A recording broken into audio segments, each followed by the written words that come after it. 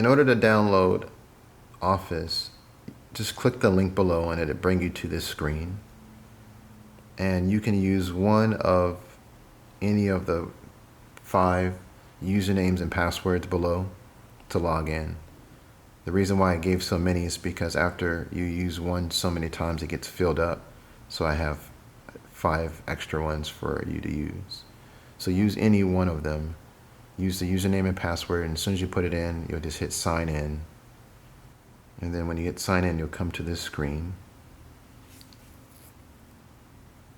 And you can click view apps and devices, and you'll see off to the right there's an install Office button. You just click that and the install should start, or to go down to the lower left hand corner